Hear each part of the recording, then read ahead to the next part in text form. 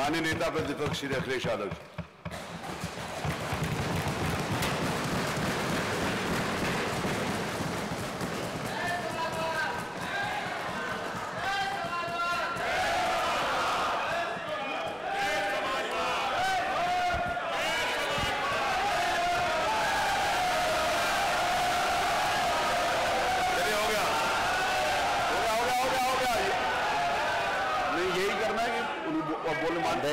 खड़े प्लीज। अब हो गया। माननीय अध्यक्ष महोदय, श्री राज्यपाल महोदय के अभिभाषण पर बोलने का अवसर दिया है मुझे, मैं आपका बहुत धन्यवाद देना चाहता हूं। भाजपा सरकार ने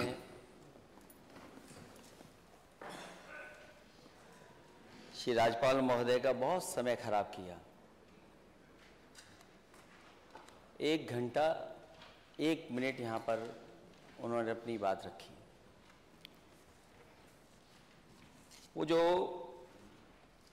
भाषण था उनका, वो कट एंड पेस्ट भाषण था। कट एंड पेस्ट भाषण, और जब हम सच्चाई में उसके अंदर जाते हैं, जो अभिभाषण में योजनाएं दी गई हैं वो जमीन पर अध्यक्ष महोदय अभी उतरी नहीं है, वो कोसों दूर है सच्चाई से भी। उत्तर प्रदेश का जो सपना देखा, या हम जितने विपक्ष के लोग हैं जो सपना देखते हैं,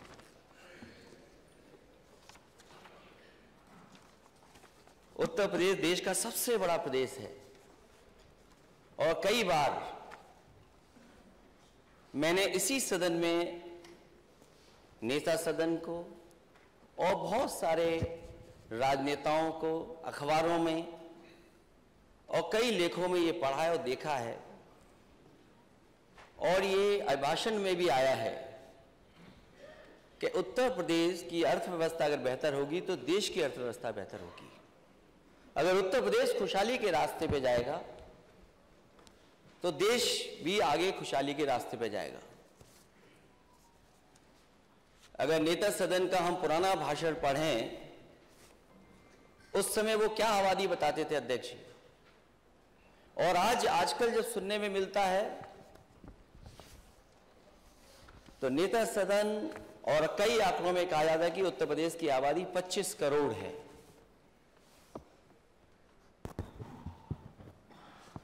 हालांकि बहुत सारी चीजें सरकार भूल गई है क्योंकि सरकार दोबारा बन गई उनकी, लेकिन जो अभिभाषण था, जो उसमें उल्लेखित चीजें थीं, वो कहीं ना कहीं 2017 से लेकर के 2022 5 साल वो और 1 साल जो रहा होगा सरकार का, उसका कार्यकाल था। तो मैं सरकार को कुछ याद दिलाना चाहता हूं। याद दिलाने से पहले, क्योंकि वित्त मंत्री जी मुझे दिखाई दे गए तो शेर याद आ गया। मैं अध्यक्ष महोदय निवेदन करूंगा अपने संसदीय कार्य मंत्री जी से कि अपने ही सहयोगी विधायिका से कुछ अच्छा लिखवा लीजिए कर। आपकी तुकबंदी ठीक नहीं है।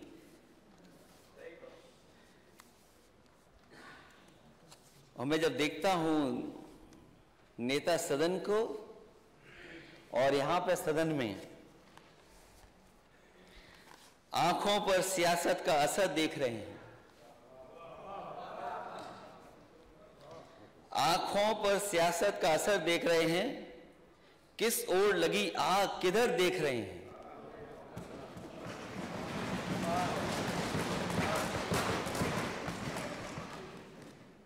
वैसे हमारे नेता सदन बहुत अच्छे खिलाड़ी लगते हैं मुझे।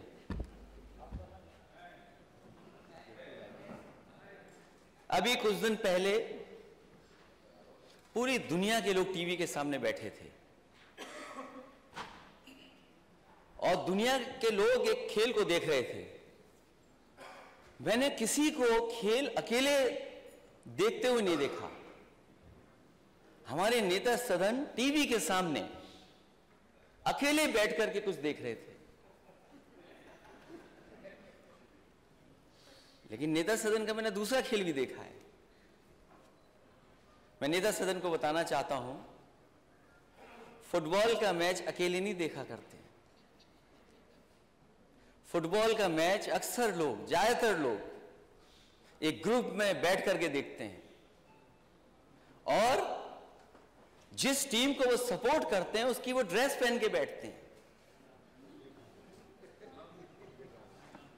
मुझे नहीं पता नेता सदन किस टीम को सपोर्ट कर रहे थे आप। उस दिन तो नहीं पूछ पाया मैं, क्योंकि पूछ भी नहीं सकता था मैं, रात था, रात तक मैच चला था। और मैं यकीन से अध्यक्ष जी कह सकता हूं, मैच खत्म होने से पहले हमारे नेता सदन सो गए होंगे।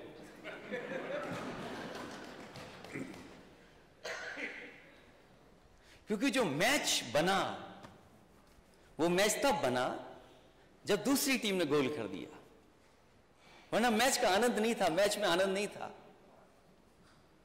और अभी मैंने कुछ दिन पहले नेता सदन को एक दूसरा खेल खेलते देखा। पता नहीं किसने बॉल की और एक टप्पा, दो टप्पा, तीन टप्पे के बाद भी बल्ला हवा में घूम गया। अरे नेता सदन कैसे खिलाड़ी हो आप, तीन टप्पे के बाद गेंद पे नहीं मार पा रहे हो। मैं उस स्टेडियम में एक या दो बार गया हूं। अध्यक्ष महोदय, मुझे खुशी है इस बात की कि बनाया समाजवादियों ने, लेकिन स्टेडियम में ज्यादा नेता सदन गए हैं। मैं नहीं गया, मैं केवल पहला क्रिकेट मैच देखने गया जब ये भी खिलाड़ी लगता है किसी बात के, किसी खेल के खिलाड़ी हैं भी, कहीं खैनी वाले खिलाड़ी तो नहीं हो। अध्यक्ष महोदय, आपको तो याद होगा आपके सदन में क्या हो रहा था। एक स्पीकर पे आवाज आ गई, आप इतने नाराज हो गए, लेकिन इसी सदन में कोई खैनी खा रहा था, आप नाराज नहीं हुए। मैंने देखा नहीं था। अब अध्यक्ष महोदय, ये बात तो मैं नहीं मानूंगा क्योंकि जो वीडियो मैंने डाला, हालांकि मुझे नहीं डालना चाहिए था, माननीय सदस्य होंगे, हालांकि ये जमाना ऐसा है कुछ दिखावे का भी है, तो मैंने जब वीडियो डाला तो मिलियन व्यू आ गए। ये नया जमाना है, हमारे पीडब्ल्यूडी मंत्री समझते होंगे नए जमाने को। अभी आपका विभाग आएगा और चाचा भी हमारे साथ हैं आपके विभाग के लिए।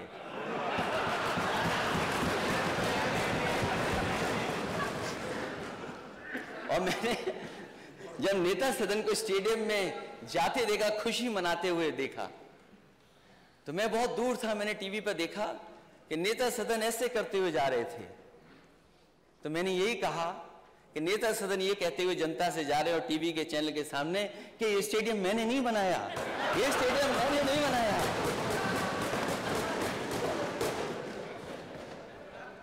और मैं तो नेता सदन से कहूंगा, और नेता सदन वो बात भूल गए होंगे आप, जब मैंने बजट देखा मुझे दुख हुआ इस बात का।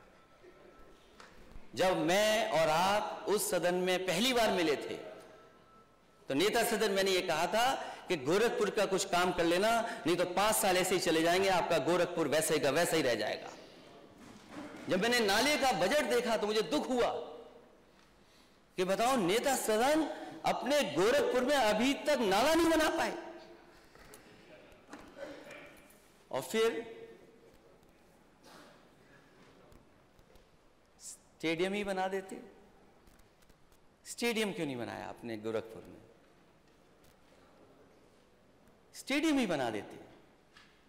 अगर लखनऊ राजधानी में स्टेडियम बना है, क्योंकि मैं ये बात और जगह की नहीं कह रहा हूं, मैं राजधानी के लिए कह रहा हूं, ग्रीन पार्क के लिए कह रहा हूं, कानपुर में कम से कम गोरखपुर में एक ऐसा स्टेडियम बना देते हैं जो अंतर्राष्ट्रीय स्तर पर अंतर्राष्ट्रीय मैच करा सकता।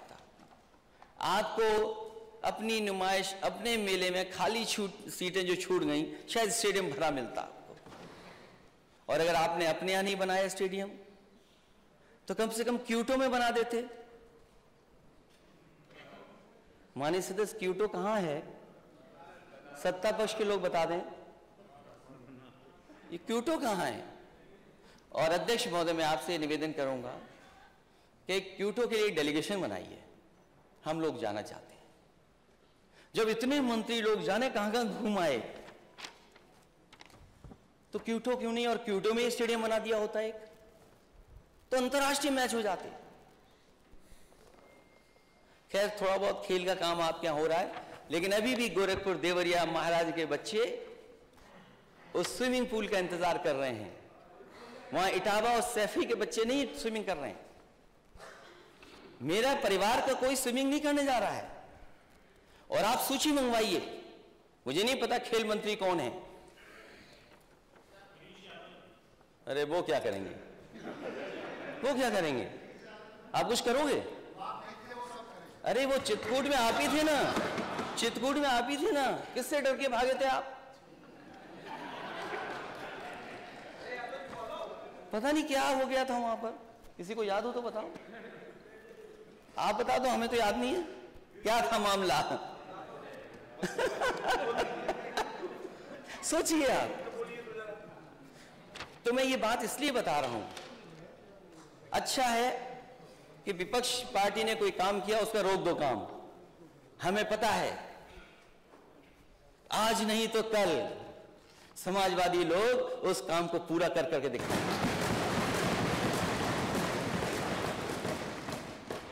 जो बच्चे उसमें स्विमिंग करना चाहते हैं वो आपके घर के बच्चे हैं, मेरे घर के बच्चे हैं, गोरखपुर के हैं, महाराजगंज के हैं, देवरिया के हैं। आप क्यों नहीं शुरू कर रहे हो 5 साल से? और मैं आपको भरोसा दिलाता हूं नेता सदन, हम समाजवादी कोई उसमें नहाने नहीं जाएंगे। आप नेता सदन आ सकते हैं उसमें नहाने।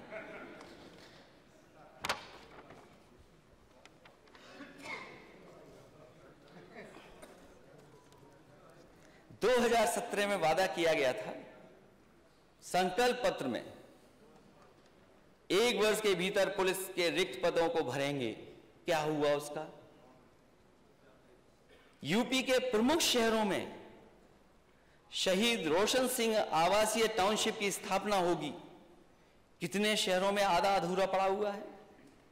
प्रदेश के प्रत्येक जिले में 3 महिला पुलिस थानों की स्थापना होगी। इसकी भी सूची बता दे सरकार। गन्ना किसानों का 14 दिन से भुगतान, 14 दिन के अंदर भुगतान।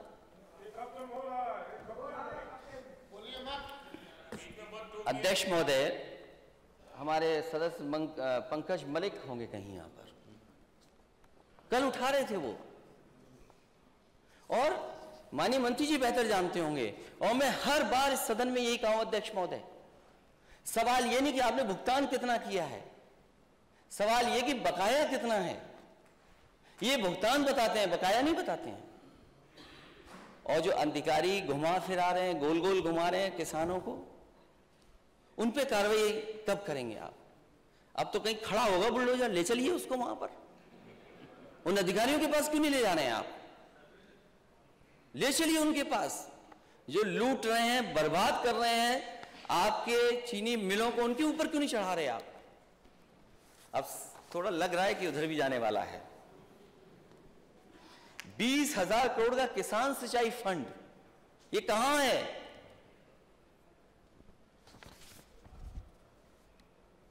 दो 2022 आपका जाएगा ही नहीं। 23 आ गया, लेकिन बीजेपी के लिए 2022 ही रहेगा, क्योंकि किसानों की आय दोगुनी हुई नहीं। किस आंकड़े से आपके 2022 तक किसानों की आय दोगुनी होनी थी? नीलगाय तथा आवारा जानवरों की खेती की सुरक्षा, आज भी सवाल उठाता है ये अभी लंबी सूची है, इसको रखिए, अभी पोस्टर बाद में काम आएगा।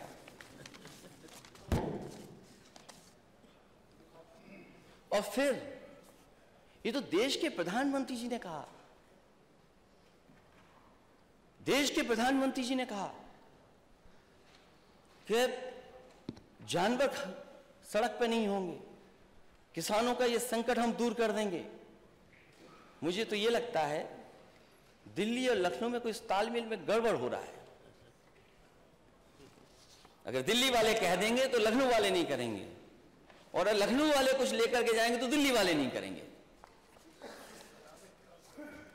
अब उस पर सब शांत हैं। कुछ है ऐसा मुझे लग रहा है। प्राथमिकता के आधार पर केन बेतवा नदी इंटरलिंक परियोजना कहां पहुंची है? सभी जरूरतमंद वंचित किसानों को प्रधानमंत्री आवास बीमा योजना, सस्ती दरों पर किसानों को कृषि के लिए बिजली, ब्लॉक स्तर पर कोल्ड स्टोर और वेयर हाउसिंग की सुविधाएं। सरकार ने किसानों से 60 दिन में 1 लाख टन मक्का खरीदने का वादा किया। कब मक्का खरीद गई?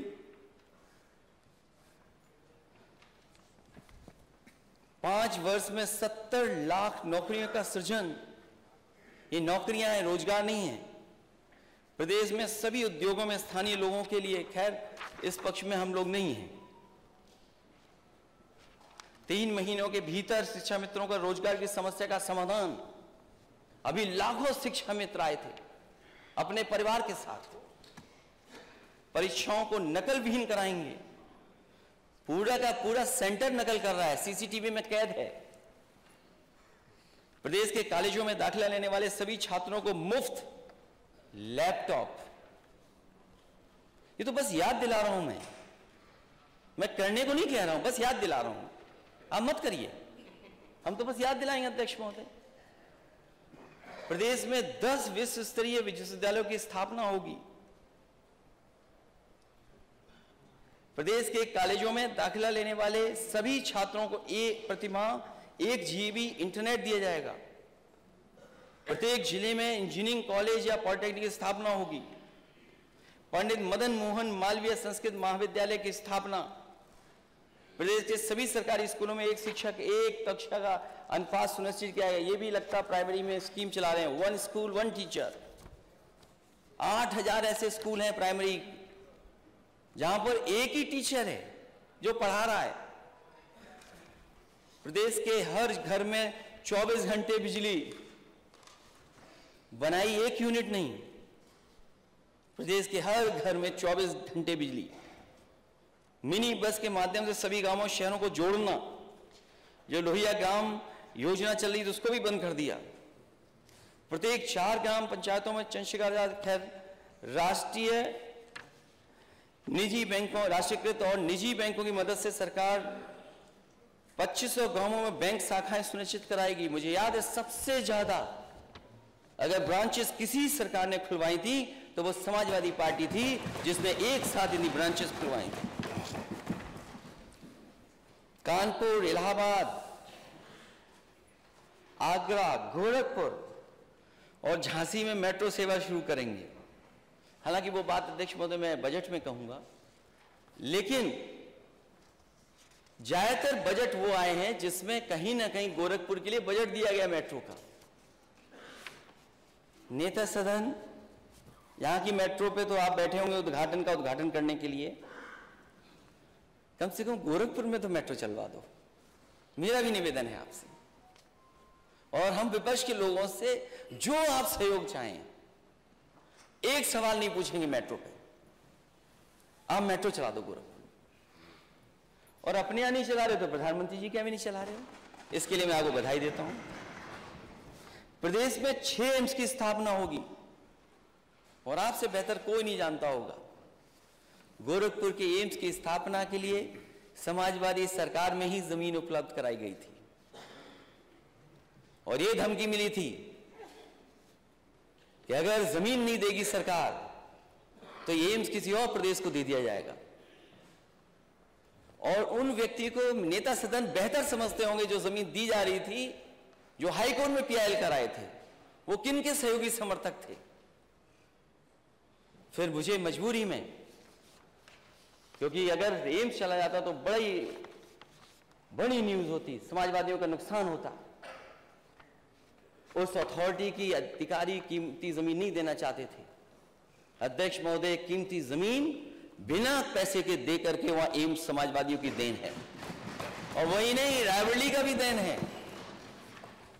रायबरेली का भी एम्स अगर किसी की वजह से बना है, अरे इतना डर के ताली बजाते एम्स के लिए,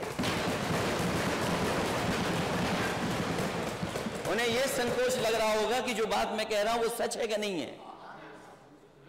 लेकिन नेता सदन से अच्छा कुछ नहीं बोल सकते। बोलो वो किसका आदमी था जो प्याल करके कोर्ट से जमीन रुकवाया था? और एम्स रायबरेली में किसने बनाया? समाजवादियों ने जमीन दी तब जाकर के बना। और 6 एम्स की स्थापना होती, कहां है एम्स?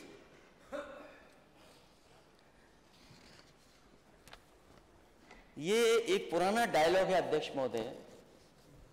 सरकार की पहली कैबिनेट बैठक में 15 जून 2017 को यूपी की सड़कों को गड्ढा मुक्त बनाने के लिए फैसला ले लिया जाएगा।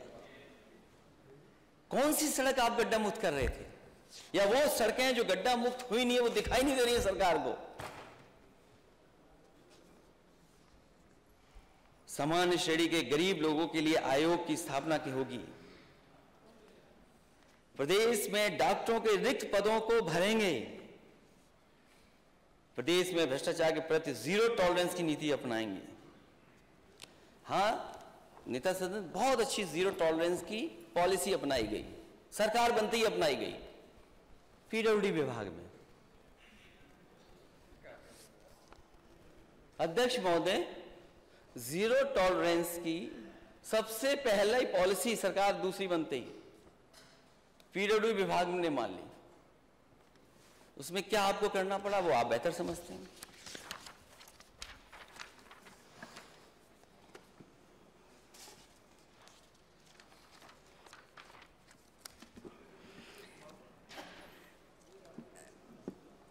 एक बात बहुत बताई गई है राज्यपाल जी के भाषण में कि उत्तर प्रदेश वो शेर गिरा है, शेर वाला वो हो गया शेर। ये कहा गया कि उत्तर प्रदेश सभी चीजों में नंबर 1 है। जो भी योजना बताई, कामधेनु में नंबर 1, डायल 100 पुलिस को रिस्पांस सिस्टम में नंबर 1 प्रथम। 2018 तक बताया गया कि जो 18 तक जो थे उसमें नंबर 1 उत्तर प्रदेश था। लेकिन नए आंकड़े भी देखने चाहिए कि उत्तर प्रदेश कहां खड़ा है। एक क्रेडिबल ऑर्गेनाइजेशन है जिसमें रैंकिंग स्टेट्स की बताई जाती है। और मैं नेता सदन से कहूंगा, जो अधिकारी आपको गुमराह कर रहे हैं, इस रिपोर्ट को भी पढ़ें, क्योंकि यूपी बदलेगा तो देश बदलेगा, यूपी आगे बढ़ेगा तो देश आगे बढ़ेगा। बिना यूपी के देश नहीं तरक्की कर पाएगा। आप कहां खड़े हैं? कभी तो आप केरला को बताते थे कि केरला यूपी से सीख ले। जो कंपोजिट स्कोर है स्टेट का, कंपोजिट के अंदर चीजें हैं जिन पर आकलन होता है स्टेट का। आप कहां खड़े हैं? आप किस स्थान पर हैं? पहले पे महाराष्ट्र, दूसरे पे जहां से माननीय गवर्नर आती हैं, और हम 16वें नंबर पर, हम 16वें नंबर पे खड़े हैं।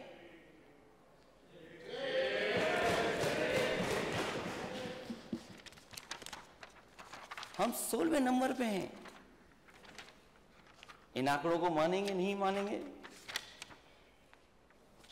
इकोनॉमिक फ्रंट पर, जिसमें पर कैपिटा है, जीडीपी ग्रोथ है, इंडस्ट्री सर्विसेज हैं, इन्फ्लेशन है, एफडीआई है, और भी कई मानक हैं, उसमें हम और आप कहां खड़े हैं? यूपी के लोग। गुजरात नंबर 1 और हम नंबर 17।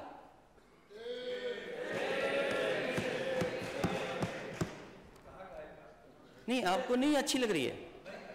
नहीं, आप तो वित्त मंत्री है ना। अभी आपके भी मेडिकल कॉलेज पे आऊंगा मैं। पेपर अभी आ रहा हूं मैं मेडिकल कॉलेज। पेपर का रेफरेंस तो बताएं, कहां का पेपर है? अच्छा, पेपर बता दें। ये नहीं मानेंगे, इंडिया टुडे पढ़ दूं? इंडिया टुडे नहीं, पेपर को उसकी ऑथेंटिसिटी क्या है उसकी? ये ऑथेंटिसिटी आप अपने अधिकारियों से पूछ लीजिएगा। कोई जिस पेपर आप पूछ लीजिए। जिस पेपर ये इसीलिए मैंने, आपने सुना नहीं लगता, आप हेडफोन लगाए नहीं थे। मैंने कहा कि ये बहुत ही क्रेडिबल एजेंसी है जिसके तहत मैं बोल रहा हूं। जिस पेपर को कोट कर रहे हैं उस पेपर का कम से कम नाम तो बताना चाहिए। नहीं, आप अपने अधिकारी पढ़े लिखे हैं, उनसे पढ़ लेना। अधिकारियों से क्यों पूछ रहे हैं आप? क्रेडिबल एजेंसी क्रेडिबल आपको बताते हैं, क्रेडिबल एजेंसी कहीं से उस एजेंसी का नाम भी तो हो, कोई एजेंसी का नाम बताया जाए क्या? एजेंसी नाम पढ़ दें, नाम बताना पढ़ दें, नाम बताना चाहिए। अच्छा नाम इसलिए नहीं पढ़ रहा, नहीं एक मिनट, नाम इसलिए नहीं पढ़ रहा हूं, अभी कांग्रेस के नेता जा रहे थे हवाई जहाज से, आपकी पुलिस पहुंच गई वहां, उन्हें हवाई जहाज में नहीं बैठने दिया। एक लोक गायक, आपको तो खुशी मनानी चाहिए, लोक गायक कोई अच्छा गाना गा रहा है, ठीक है, हमारे खिलाफ भी गाना लोग गाते हैं। यूपी में कहवा,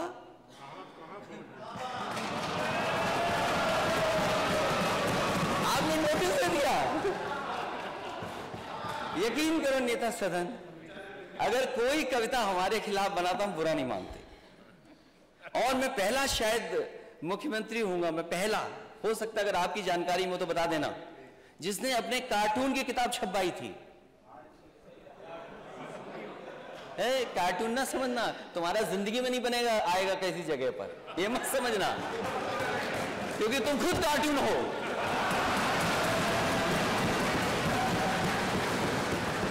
अरे कार्टून का कार्टून कैसे बनेगा, खुद ही कार्टून हो। केयर एज करके कंपनी है, एनीवे आप लोग पता कर लेना, केयर एज, और फिर मैं इंडिया टुडे का भी पढ़ दूंगा, इंडिया टुडे का भी पढ़। अरे भाई ठीक है, फर्जी, सब फर्जी है फिर तो।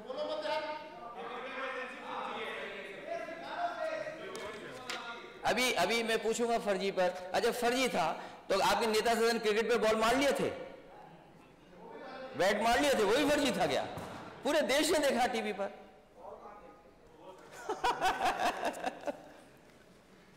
क्या लोग हैं आप लोग, फिजिकल, उसमें भी तमाम पैरामीटर्स हैं, तमाम पैरामीटर्स हैं। उड़ीसा नंबर 1 है और आपका स्टेट 15वें स्थान पर है। फाइनेंशियल इंक्लूजन, क्योंकि वित्त मंत्री जी को यह दिक्कत है कि मुख्यमंत्री जी अगर अकेले में डांटे ना मुझे। फाइनेंशियल इंक्लूजन में आप कहां खड़े हैं? ये पर जब सदन में पढ़ा जाता है तो उसकी क्रेडिबिलिटी उसके बारे में बताया जरूर जाता है। ये सदन की अध्यक्ष महोदय मैं बता रहा हूं, अध्यक्ष जी को बता रहा हूं मैं।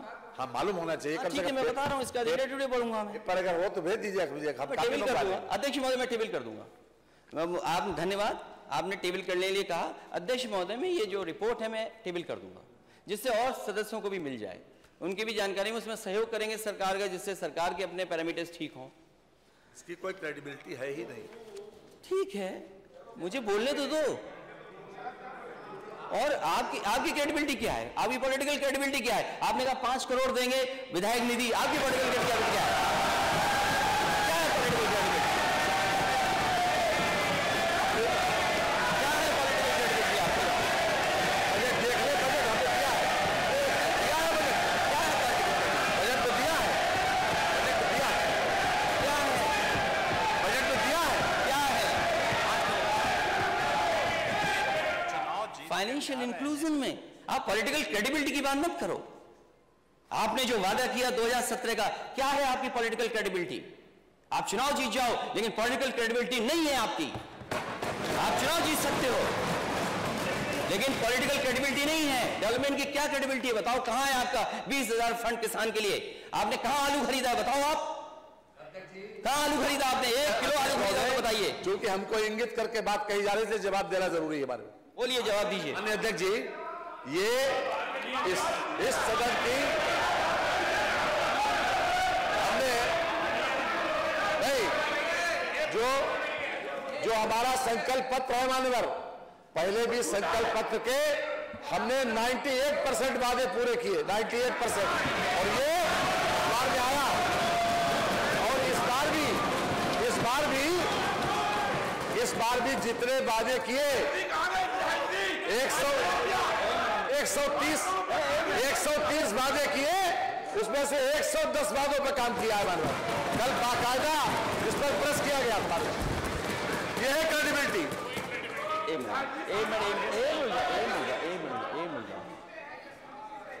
अध्यक्ष महोदय, अध्यक्ष मैं अपने माननीय सदस्यों से कहूंगा एक मिनट शांत रहें। अध्यक्ष महोदय, आप क्रेडिबिलिटी बता रहे हैं ना कुछ, मैं बैठ जाता हूं, एक बार बताइए। सबसे बड़ी यह है कि हम जनता ने 5 साल तक हमारी सरकार को गुड गवर्नेंस के आधार पर वोट दिया, गुड गवर्नेंस के आधार पर। यह है क्रेडिबिलिटी।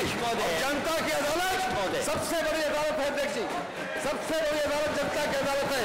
हम उसी वजह से यहाँ पर बैठे, उसी कारण यहाँ पर बैठे, और यही क्रेडिबिलिटी सबसे ज्यादा मान्य है। अजय अध्यक्ष बोलिए ना आपने, यही पॉलिटिकल क्रेडिबिलिटी है आपकी, यही पॉलिटिकल क्रेडिबिलिटी है ना। अच्छा ये क्या था फिर? एक मिनट जाओ, ये इनकी पॉलिटिकल क्रेडिबिलिटी है। 2000 नई बसें चलाएंगे, ये दूसरा बजट था। कितनी बसें चला रहे हैं आप? और पहले लैपटॉप दे रहे थे, क्योंकि मैंने कई बार कहा, फिर कहता हूं मैं, ये लैपटॉप नहीं बांट सकते, और नहीं बांटे इन्होंने। क्या वो पॉलिटिकल क्रेडिबिलिटी नहीं मानी जाएगी? अरे भाई लैपटॉप क्या होता है, स्मार्टफोन। ये भाई माननीय सदस्य, अध्यक्ष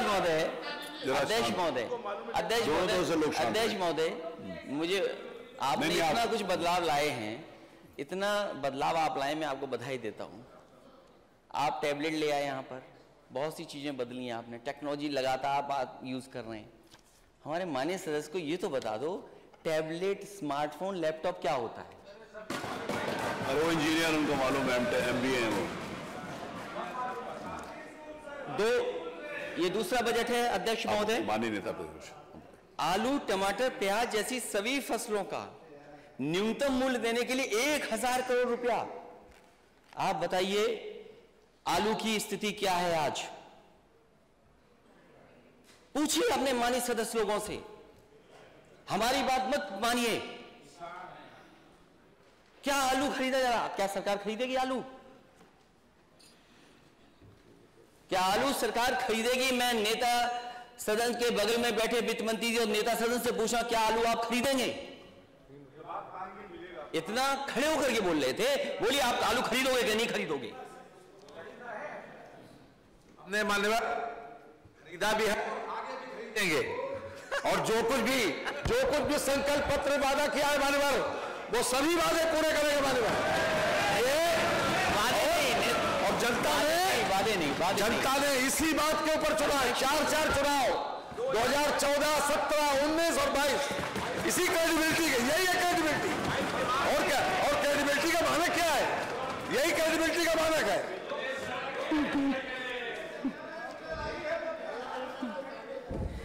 देखिए अध्यक्ष महोदय, मैं ये जानता हूं ये आलू नहीं खरीदेंगे, मैं ये जानता हूं, क्योंकि सरकार धोखा दे सकती है, सरकार सच्चाई के से नहीं सामने आ सकती। आज जरूरत है आलू खरीदने की।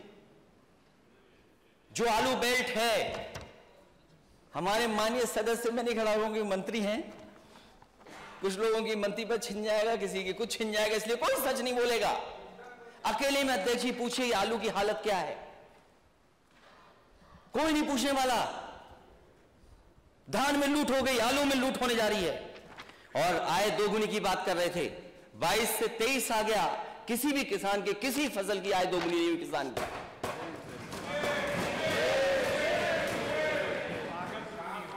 और लागत का हिसाब किताब लगाइए, ये डीजल पेट्रोल अगर महंगा हुआ है तो केवल डीजल पेट्रोल नहीं महंगा हुआ है, डीजल पेट्रोल के साथ साथ हर चीज महंगी हो गई, ट्रांसपोर्टेशन महंगा हो गया। और ट्रांसपोर्टेशन महंगे का मतलब है हर चीज महंगी हो गई। एक महीने में बताइए आपने कितना डीजल पेट्रोल महंगा किया है, वो नहीं बताएंगे आप। एक नारा है सबका विकास, सबका विश्वास, सबका साथ, सबका विश्वास। नारा है सबका साथ, सबका विकास। अध्यक्ष महोदय, मैं सदन में नहीं था, लेकिन मुझे लगा कि यहां पर कुछ सरकार जवाब देने से भाग रही है। हम जितने भी विपक्ष के लोग हैं, हम सब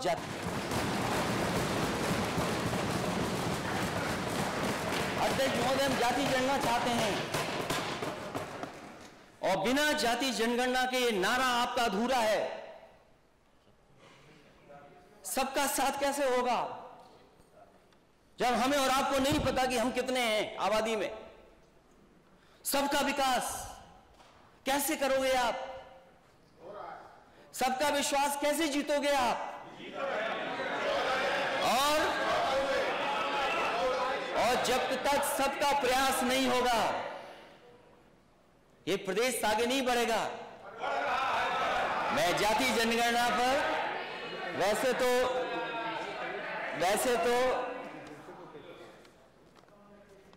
आजकल वो नेता हम लोगों से दूर हो गए हैं। कोई बात नहीं बोले तो वो नींद आ जाएगी अगर नहीं टोकेंगे तो। बोलते रहने दो ना, कुछ तो ठीक है, नहीं तो ये कुछ और करने लगे अध्यक्ष महोदय, फिर आपको डांटना पड़ेगा। किस पार्टी के नेता हैं आप? ना पार्टी का नाम तो पढ़ लूं मैं। आप जाति जनगणना चाहते हैं कि नहीं चाहते हैं? नहीं, जाति जनगणना चाहते हैं कि नहीं? हम जातिवाद जनगणना चाहते हैं, लेकिन आपने उधर से भगा दिया हमको अपने साथ से।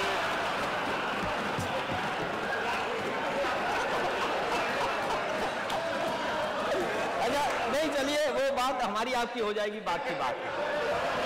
लेकिन ये बताइए, क्या आप जाति जनगणना चाहते हैं? 100% चाहते हैं।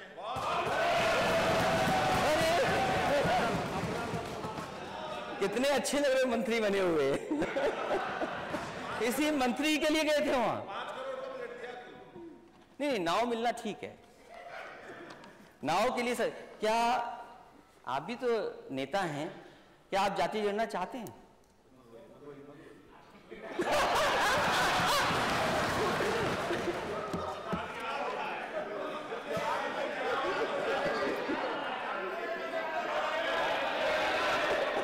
आपस में बात नहीं करें, मेरे से माने नहीं था, मेरे कौन से बोलने करेंगे? आप लोग आपस में बात करेंगे तो फिर मेरा बैठना मुश्किल है। बैठिए माने मंत्री जी, मेरे से बात। क्या आप? अरे डॉक्टर संजय जी, अरे आप बैठिए माननीय मंत्री। डॉक्टर संजय जी, अरे उनका ऐसे जवाब देने लगेगा तो मेरा काम क्या? मेरा काम जवाब आ जाने दो तो अच्छा लगेगा। जब उनका मौका आएगा तब देंगे। संगति दूर होनी चाहिए। जो इन लोगों ने विसंगति पैदा कर रखी है कि हमें लटका रखा है, न हम पिछड़े में हैं, न अनुसूचित में हैं, जब इनके पावर नहीं है। आप बैठिए माननीय मंत्री जी, आप बैठिए, आप बैठिए। अरे कौन के चक्कर में फंस रहे हैं? बैठिए, अरे बैठिए,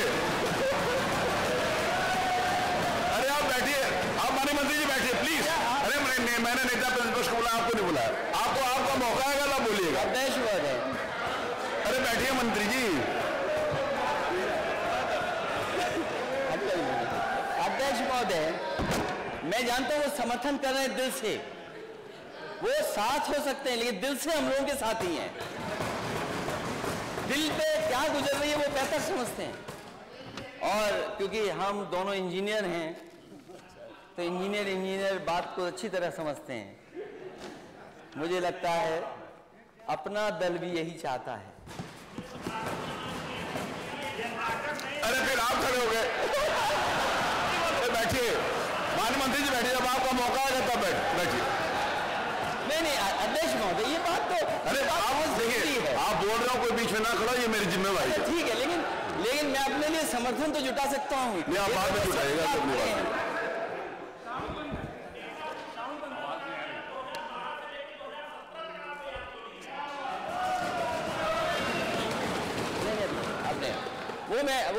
वो मैं बताऊंगा। और कोई दल बचा है? हमारे साथी सहयोगी दल आरएलडी, हम और आप तो एक ही हैं। नहीं, कांग्रेस ने तो किया ही नहीं। वो जो माननीय आशीष जी ने जो सवाल पूछा उसमें मैं बोलूंगा। हमारी पार्टी की माननीय सदस्य हैं और उनका एक अपना दल है, उनकी माताजी राष्ट्रीय अध्यक्ष हैं। और जाति जनगणना पे मैं समझता हूँ आप भी सहमत हैं। वो दोनों तो एक ही है ना, अलग है। अच्छा बैठ।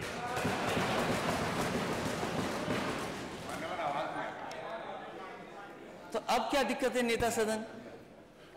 मेरी आवाज व्यवहार कर सकती है।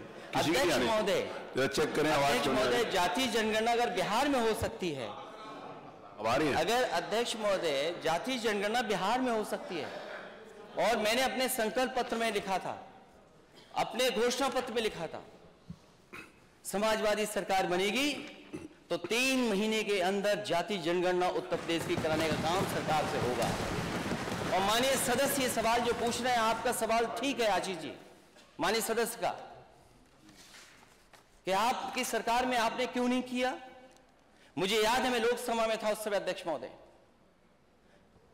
नेताजी से लेकर के शरद यादव जी और दक्षिण भारत के सब नेता, आदरणीय लालू प्रसाद यादव जी, और दक्षिण के जितने दल हैं, कांग्रेस पार्टी के अंदर जितने लोग थे, बहुत सारे लोग ये चाहते थे कि जब सेंसस हो रहा है तो जाति जनगणना हो उसमें।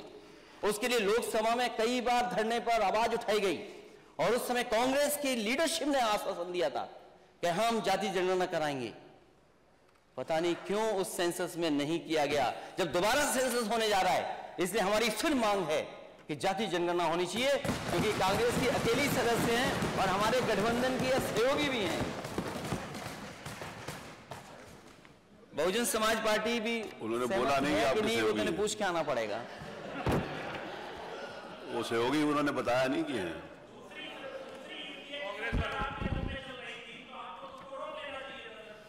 उन्होंने आश्वासन दिया था प्रधानमंत्री, अरे आपस में बात और सभी लोगों ने, कांग्रेस के वरिष्ठ नेताओं ने माननीय आश्वासन दिया था, हमने आश्वासन पर भरोसा कर लिया।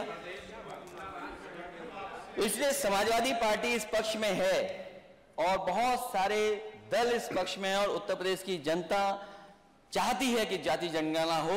आखिरकार सरकार पीछे क्यों हट रही है? और अगर आप जाति जनगणना के खिलाफ हैं तो आउटसोर्स व्यवस्था के खिलाफ क्यों नहीं है? आप प्राइवेटाइजेशन के खिलाफ क्यों नहीं है? अगर आप आउटसोर्स के खिलाफ नहीं हैं, आप प्राइवेटाइजेशन के खिलाफ नहीं हैं, तो आखिरकार आप जाति जनगणना के खिलाफ क्यों हैं? और नेता सदन ने कई बार प्रेजेंटेशन देखा होगा कि डेटा सेंटर हम बना रहे हैं, उसके लिए इन्वेस्टमेंट के लिए भी कई लोगों से एमओयू हुए, कई चीजें जमीन पे भी आ रही है। नोएडा में डेटा सेंटर बन रहा है, बजट में भी कुछ चीज दिखाई दे रही है डेटा सेंटर के लिए। आप डेटा सेंटर कल बना रहे हैं, आपके यूपी का डेटा सेंटर क्यों नहीं है? और फिर जाति जनगणना हो जाएगी तो उसमें क्या दिक्कत है आपको? लेकिन हम समाजवादी लोग इसके पक्ष में हैं कि जाति जनगणना होनी चाहिए। $1 ट्रिलियन इकोनॉमी, यात्रा बहुत दूर दूर गए थे लोग, मुझे नहीं पता सबसे दूर कौन से लोग गए थे। सबसे दूर कौन गया था? कई घंटों की हवाई यात्रा से गए थे लोग, कई देश होकर के आए हैं, कई देश होकर के आए हैं। $1 ट्रिलियन इकोनॉमी की बात आज भाषण में आई है। 1 साल तो चला गया, अब 4 साल बचे। दिल्ली की सरकार को सहयोग नहीं कर रही है जितना करना चाहिए, और अगर दिल्ली की सरकार ने सहयोग किया होता तो आप न जाने कहां और पहुंच गए होते। आपने क्या कदम उठाए $1 ट्रिलियन इकोनॉमी के लिए, और किस किस देश गए थे आप? कई देश होकर के आए हैं आप।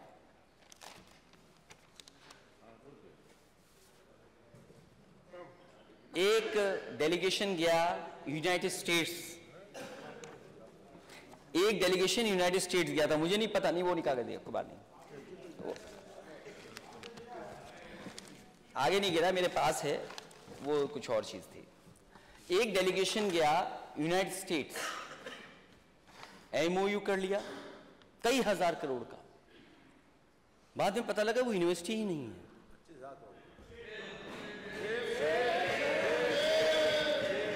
नेता सदन, इनकी क्लास लीजिए आप। कौन गया था वहां यूएस? नेता सदन कौन गया था? कौन यूएस गया था?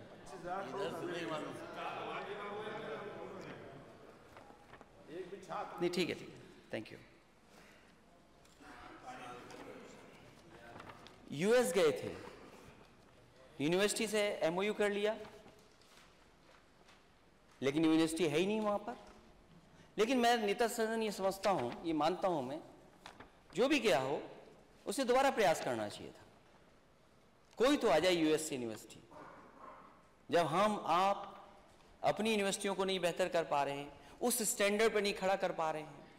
हालांकि नेक के बारे में आपने बोला है कि 2 यूनिवर्सिटियों का अपग्रेडेशन हुआ है, लेकिन 84 यूनिवर्सिटियों में केवल 2 ही क्यों हुई, और क्यों नहीं हुई? उनके लिए भी प्रयास होता। मैं तो नेता सदन से कहूंगा, जो यूएस गई थी टीम, उसको दोबारा यूएस भेजिए आप, और तब तक वापस मत आने देना जब तक वो किसी अच्छी यूनिवर्सिटी से एमओयू न कर ले आए।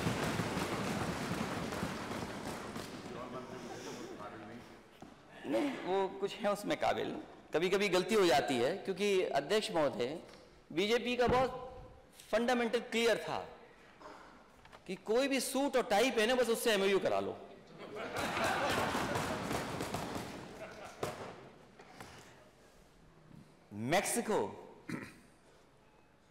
मैक्सिको गए थे लोग, ब्राजील गए थे, अर्जेंटीना गए थे, नीदरलैंड गए थे, France, Germany, Belgium, Sweden, UAE, Australia, Singapore, Canada, UK, America, दक्षिण कोरिया तथा जापान में गए थे आप लोग। ये जो जापान में डेलीगेशन अध्यक्ष महोदय गया होगा, वो क्योटो नहीं गया होगा। आप थे उसमें? बन तो मुझे खुशी होगी अगर मैं बैठ जाऊं और आप क्योटो के बारे में 1 मिनट बता दो, हमारा वाराणसी और क्योटो क्या है।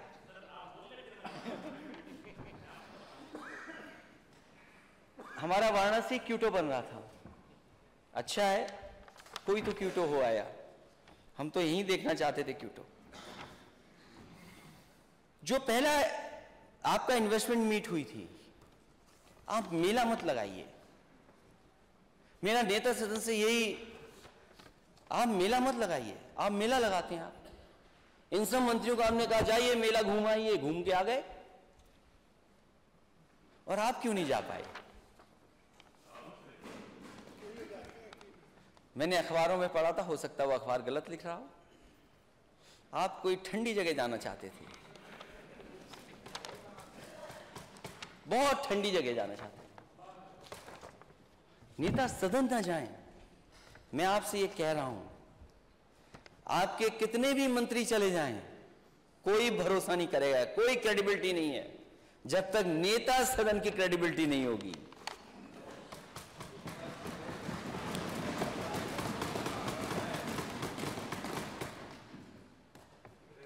इतने देश देखा है आप लोग, किसी देश में सड़क पे सांड दिखाई दिया?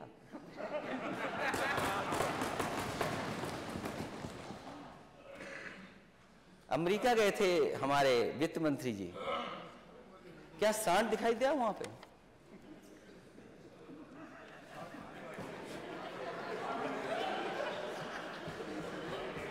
मैं तो पूछ रहा हूं।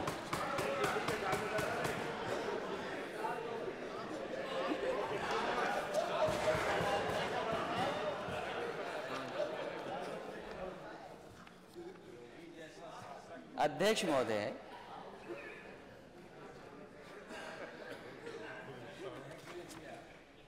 मैं एक दिन सड़क से जा रहा था, मैंने एक वीडियो बनाया खुद ही, और मैंने एक वीडियो पोस्ट कर दिया। तो मेरे एक बहुत समझदार और जानकार, उन्होंने कहा कि ये वीडियो आपको नहीं डालना चाहिए था। मैंने कहा क्यों नहीं डालना चाहिए था? बोली अच्छा नहीं लगता, इस इच्छा भी ठीक नहीं बनती। अरे मैंने कहा हमारा एक ग्रामीण भारत है, अरे डिवाइडर पे अगर कंडे रखे हैं तो क्या खराब रखा है? पूरा कंडा ही कंडा दिखाई दे रहा था। अरे हमारे गांव के लोगों को कोई जगह तो मिल गई जहां इस्तेमाल कर सकते हैं, क्या खराब है उसमें? कितने एक्सीडेंट हुए हैं। और अध्यक्ष महोदय, यहां कुछ लोग ऐसे भी होंगे, माननीय सदस्य ऐसे भी होंगे जो किसी न किसी घर में दुख में गए होंगे, सांड की वजह से जान गई है, खेत बर्बाद हुए हैं और कई महत्वपूर्ण लोगों की गाड़ी का एक्सीडेंट हो गया। मुख्यमंत्री कार्यालय के एक अधिकारी का एक्सीडेंट इस जानवर की वजह से ही हुआ, नहीं जान बचा पाए। कई बार सड़क पे आप रफ्तार से जा रहे हैं, अचानक जानवर आ जाए, आप क्या करोगे आप? मैं खुद देखा हूं अपनी सड़कों पे कुछ हो गए, खुद मैं बचते बचते बचा हूं। फसल तो किसान की है ही बर्बाद, लेकिन चलने वालों की भी जान जाती है। और पूरे देश में अगर एक्सीडेंट की वजह से और खासकर जानवर की पशु जानवरों की वजह से अगर कहीं अध्यक्ष महोदय जान जा रही है तो वो उत्तर प्रदेश में जा रही, किसी और प्रदेश में नहीं जा रही है। और ये पोस्टर जो हमारे नेता लेकर के आए हैं, कोई खराब पोस्टर लेकर के नहीं आए हैं। पोस्टर का प्रदर्शन उचित नहीं करेंगे, कोई खराब चीज नहीं लेके आए हैं। हम सूची लंबी टेबल करेंगे on the floor of house. अध्यक्ष महोदय, जिस तरह में ये एजेंसी की क्रेडिबिलिटी क्या है मैं टेबल करूंगा, मैं ये भी टेबल करूंगा कि जिनकी जानवरों से जान गई है वो कितने लोग हैं, जो हमें अखबार के माध्यम से, हमारे विधायकों की जानकारी के माध्यम से जो कुछ हासिल होगा हम टेबल करेंगे। और मैं मांग करूंगा सरकार से कि जिनकी जान गई है, जिन परिवारों के सदस्यों की, उनकी 10-10 लाख से मदद ये सरकार करे। क्योंकि जिन देशों को ये आप घूम के आ रहे हो, जिनमें आप $1 ट्रिलियन इकोनॉमी के लिए भटक करके आ रहे हो, किसी देश में सड़क पर सांड नहीं देखे होंगे, लेकिन कमाल का उत्तर प्रदेश है, $1 ट्रिलियन इकोनॉमी का सपना देखने वाला स्टेट। सांड ही सांड दिखाई दे रहे हैं, राजधानी में सांड दिखाई दे रहे हैं। दुख की बात है। और क्या बजट दिया आपने? जब प्रधानमंत्री देश के बोल रहे हो कि इन जानवरों की समस्या का समाधान करेंगे, तो बताओ हम किस पे भरोसा करें? जनता ने भरोसा कर लिया, लेकिन सांडों की संख्या बढ़ गई।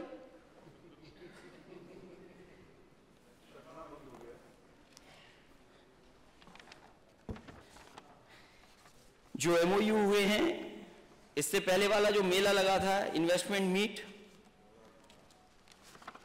उसमें भी बड़ा मेला लगा था और लगभग 4 लाख करोड़ के एमओयू साइन हुए थे।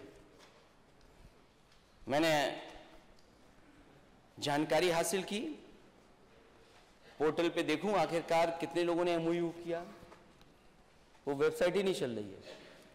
अगर हम और आप जानना चाहें कि किन लोगों ने एमओयू किया है, तो पूरी सूची नहीं मिल रही है। आखिर सरकार क्यों छिपा रही है? हमारे जितने माननीय सदस्य बैठे हैं, उनके किसी डिस्ट्रिक्ट में कोई बड़ा इन्वेस्टमेंट नहीं आया। 4 लाख करोड़ का किसी डिस्ट्रिक्ट में नहीं आया। और ये एक डिस्ट्रिक्ट के नहीं है, हर डिस्ट्रिक्ट के हैं। और मैं अगर उधर कहूंगा तो सब चिल्ला देंगे हाँ आया है। शाहजहांपुर में कौन सा इन्वेस्टमेंट आ गया पहले के अलावा वाला? लग गई। चिमनी से धुआं तो नहीं लग रहा, चिमनी से धुआं तो नहीं लग रहा, रोजा वाली चिमनी से। मैं दूसरी बात पूछ रहा हूं, अभी मैं दूसरी बात पूछूंगा ना, अभी मैं पूछूंगा, उस पर भी पूछूंगा मैं भी। जो 4 लाख करोड़ का इन्वेस्टमेंट कहां है जमीन पर, कितना आ गया ये बता दें आप। और फिर इस बार कितने लाख करोड़ का एमओयू कर दिया, मेला लगा लिया वहां पर। आंकड़े कितने आए? 33 लाख करोड़, 34 लाख करोड़। मुझे तो लगता है कि भारत ने आविष्कार किया जीरो का, हमारे बीजेपी ने आविष्कार किया कि वह जीरो बढ़ाते जाओ। क्या थाना, क्या तहसील में क्या सुनवाई हुई होगी? सब अधिकारी एमओयू में लगे हुए थे, एमओयू करना है, एमओयू करना है। जब दुनिया घूमाए, वहां जो मिला सो मिला। फिर हर बड़े बड़े शहरों के डिस्ट्रिक्ट पे चले गए, बड़े बड़े शहरों में गए, वहां भी एमओयू कर लाए। फिर जिले में पता किया किसने काम किया है, किसने नया ठेका किया, कौन कोल्ड स्टोर लगा रहा है, कौन क्या कारोबार कर रहा है, बोला आप भी एमओयू के पार्ट हैं। नेता सदन आप जानकारी करिए, क्या जिलों में जो काम पहले से चल रहे थे, छोटे मोटे काम, उनको भी एमओयू में जोड़ दिया? कईयों से जबरदस्ती कहा गया कि अच्छा आप एमओयू नहीं करेंगे, उन्होंने एमओयू कर लिया। क्या क्रेडिबिलिटी है एमओयू की? 4 लाख करोड़ वो, 34 लाख करोड़ वो, और डिफेंस एक्सपो, मिसाइल बनेंगी, टैंक बनेंगे, तोप बनेगी, कॉरिडोर बनेगा। 5 साल देखते रह गए, कहीं कॉरिडोर नहीं है। डिफेंस में क्या आ गया इन्वेस्टमेंट? कितना इन्वेस्टमेंट आ गया? और फिर जो लोग करना भी चाहते होंगे, वो क्या आप दोगे उन्हें? क्या पॉलिसी है आपके पास? एक तरफ तो एमओयू, इतने लाख, नौकरी कितने लोगों को मिलेगी, रोजगार कितने लोगों को मिलेगा? सरकार को सपने दिखाना बंद करना चाहिए। और $1 ट्रिलियन इकोनॉमी, क्योंकि बजट पे भी मुझे बोलना है, बजट पे भी हमारी पार्टी के लोग बोलेंगे। जिस $1 ट्रिलियन इकोनॉमी का सपना देख रहे हैं, ग्रोथ रेट क्या होनी चाहिए स्टेट की? अब 4 साल बचे हैं, क्या ग्रोथ रेट हो आपकी? उसके बारे में कौन बताएगा? वो तो सरकार ही बताएगी। 1 डिस्ट्रिक्ट 1 प्रोडक्ट, क्या बजट था बता दें हमें? किस डिस्ट्रिक्ट का बजट था? ये हमारा माननीय सदस्य, जब मैं सदन में आया तो माननीय सदस्य हमारा बोल रहा था, विधायक जाहिद बेग, वहां बुनकरों की सुविधा के लिए और कारपेट के कारोबार के लिए एग्जीबिशन लग जाए, उसके लिए कारपेट मॉल, एक्सपोर्ट मॉल बनाया गया, मार्ट बनाया, उद्घाटन कर लिया। उससे कितना आगे बढ़ा दिया आपने? कितना एक्सपोर्ट बढ़ गया वहां पर? जो सुविधाएं 4 लेन की दी थी या फ्लाईओवर की दी थी, कितना पूरा कर दिया आपने? उसको कितना आगे बढ़ा के ले गए आप? 1 डिस्ट्रिक्ट 1 प्रोडक्ट कहां पहुंचा स्टेट? अगर ये 1 डिस्ट्रिक्ट 1 प्रोडक्ट पे काम हुआ था तो शायद जीडीपी बढ़ी होती। जो 1 डिस्ट्रिक्ट 1 प्रोडक्ट पे ही काम नहीं हुआ है, तो क्या आपका ये इतना बड़ा जो सपना दिखा रहे हैं $1 ट्रिलियन इकोनॉमी का, कैसे पूरा होगा? क्योंकि ग्रोथ रेट तो कुछ भी सरकार बता सकती है, और जो इन्वेस्टमेंट होता भी था थोड़ा बहुत, कामधेनु योजना बंद करा दी, पोल्ट्री वाली बंद करा दी, जो वैल्यू एडिशन थी किसान के लिए। और बिना एग्रीकल्चर सेक्टर के लिए आप लिए साथ, आपको ग्रोथ हासिल नहीं होगी। 1 लाख करोड़ एग्रीकल्चर इंफ्रास्ट्रक्चर के लिए पैसा आया है। कोई नई मंडी बनी हो तो बता दें हमें, कोई नई मंडी बनी हो तो बताएं, कोई बड़ी मंडी बनी हो जहां सुविधा ले सकें। और जो बनी भी नहीं थी उनको पूरा नहीं किया। और आज ही मेरे पास सरकार का ही कागज है, बताओ एग्रीकल्चर ग्रोथ लगातार नीचे जा रही कि नहीं जा रही? कहां 10% और कहां 7%? डेयरी के लिए क्या कर रहे हैं आप? आपने कहा कि उत्तर प्रदेश उत्पादन में नंबर 1 है, उत्पादन और बढ़ सकता है। समाजवादी सरकार थी तो 3 अमूल आए थे, उस समय एमओयू हुए थे, और तीनों के तीनों जमीन पर है आज। आपने कौन सा नया प्लान लगा दिया बताइए आप? बनारस भी समाजवादी सरकार का था। जो न जानता हो तो उसको दोबारा कागज दिखवा दीजिए, आप पता कर लीजिए। इनको आनंद भेज दीजिए डायरेक्टर से मिलने के लिए, एमडी से मिलने के लिए। आपके पराग की क्या स्थिति है? पराग को क्या कर रहे हैं आप? और यूपी का काऊ मिल्क प्लांट मैंने कन्नौज में लगाया था।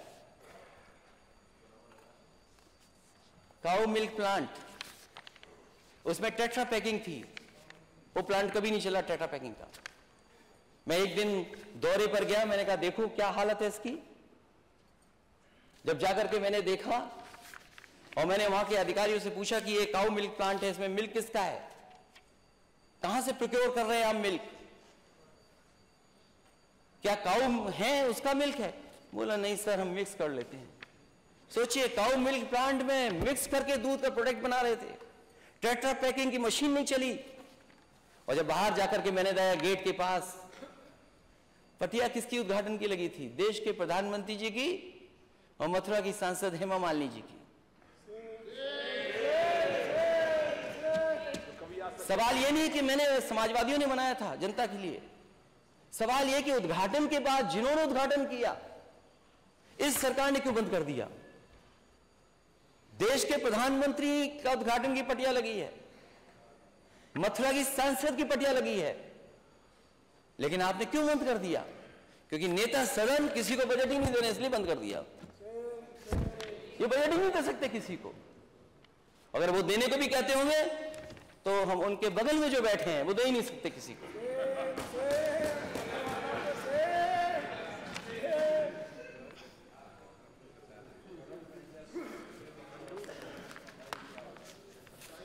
वहां सेंटर ऑफ एक्सीलेंस भी है,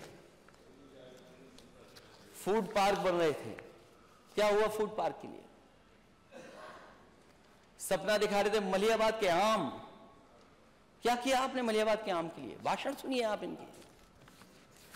जो मेगा फूड पार्क बना था बहेड़ी में, 300 एकड़ से ज्यादा जमीन थी, 328 एकड़ जमीन पर जितना काम समाजवादियों ने किया, उसके बाद सरकार ने एक पैसा नहीं दिया उसको। और कितने में बताऊं, ऐसे उदाहरण दूं मैं आपको। बहुत एक्सप्रेसवे बनाए हैं आपने, एक्सप्रेसवे स्टेट है। हाँ, मैं ये स्वीकार करता हूं कि सबसे ज्यादा डिजाइन अगर किसी ने किए तो समाजवादियों ने एक्सप्रेसवे किए थे। और अगर आपने नेता सदन डिजाइन किया होता वो एक्सप्रेसवे, तो पखनपुरा पे नहीं रुक जाता। और वो दूसरा ग्राम सभा कौन सी है? पखनपुरा हैदरिया। अध्यक्ष महोदय, समाजवादी पूर्वांचल एक्सप्रेसवे जहां तक समाजवादी सरकार में डिजाइन था, जितना अलाइनमेंट था, जितना लैंड एक्विजिशन के लिए मार्क किया गया था, वहीं तक बना, उससे 1 इंच आगे नहीं बढ़ाया सरकार ने। और इसी वजह से घाटे में है, घाटे में है। और क्वालिटी तो इतनी अच्छी क्वालिटी थी, खैर कुछ चीजों के लिए तो हमें धन्यवाद देंगे नेता सदन आप। एक वीडियो मैंने लगा दिया था, उसके बाद आपकी बहुत अच्छी फोटोग्राफी हुई। उसके बाद रफ्तार से कोई चला आ रहा था, पूरी गाड़ी चली गई अंदर,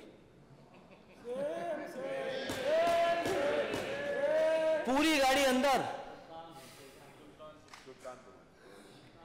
कैसे निकला होगा वो गाड़ी से, और गाड़ी कैसे निकाली हुई उस गड्ढे से? एक्सप्रेसवे, पूरी गाड़ी अंदर यात्रियों के संग, वो एक्सप्रेसवे आपका। और मैं दावा करता हूं इस सदन में नेता अध्यक्ष महोदय जी, समाजवादियों ने अगर डिजाइन नहीं किया होता उस तरह का, तो कभी भी देश के प्रधानमंत्री अपना हरकुलस लेकर के उस एक्सप्रेसवे पर नहीं उतर पाते। और जितने हमारे नेता थे उस समय, मंत्री थे, सबके उस पर पटिया पे नाम दे, सब हटा दिया इन्होंने। आपका घाटे में है कि नहीं है? बुंदेलखंड एक्सप्रेसवे अलाइनमेंट बदल दिया, झांसी से बनना था चित्रकूट से बना दिया, और अभी चित्रकूट नहीं जुड़ा है इसमें। प्रधानमंत्री ने उद्घाटन किया, प्रधानमंत्री जी गए, पूरा ढह गया। लोग डर रहे चलने में।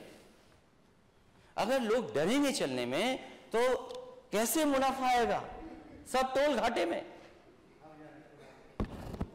घाटा ही घाटा। और इसलिए घाटा हो रहा है क्योंकि आप मंडियां नहीं बना रहे हैं, आप किसानों को सुविधाएं नहीं दे रहे हैं। ये एक्सप्रेसवे केवल शहर को जोड़ने के लिए नहीं थे, गांव को जोड़ने के लिए थे। और हमारी एग्रीकल्चर सेक्टर को कैसे आगे बढ़ा ले जाए, इसलिए था।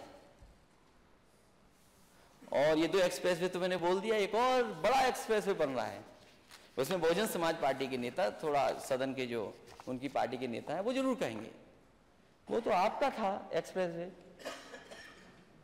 गंगा एक्सप्रेसवे।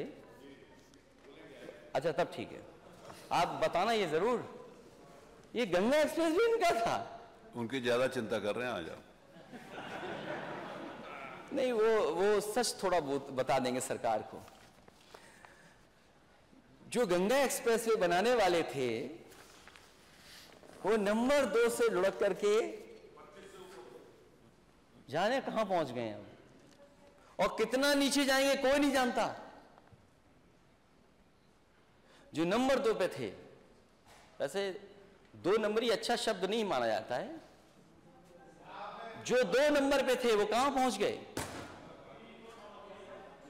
अब कैसे ऊपर आओगे आप। और दोस्त की पहचान तो तभी होती है जब बुरा वक्त होता है। बोलो, दोस्त के साथ खड़े होगे कि नहीं खड़े होगे आप लोग। दोस्त की पहचान तभी तो होगी बुरे वक्त पर।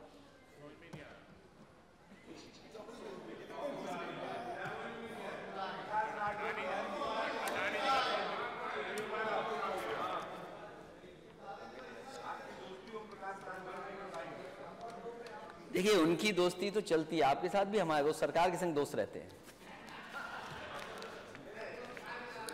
तो अब अध्यक्ष महोदय, दोस्त की तभी तो पहचान होगी बुरे वक्त पर। मैं तो नेता सदन से कहूंगा, अपने दोस्तों को बुरे वक्त पे मत छोड़ना। सुना है कुछ मीटर का मामला भी छिन गया था।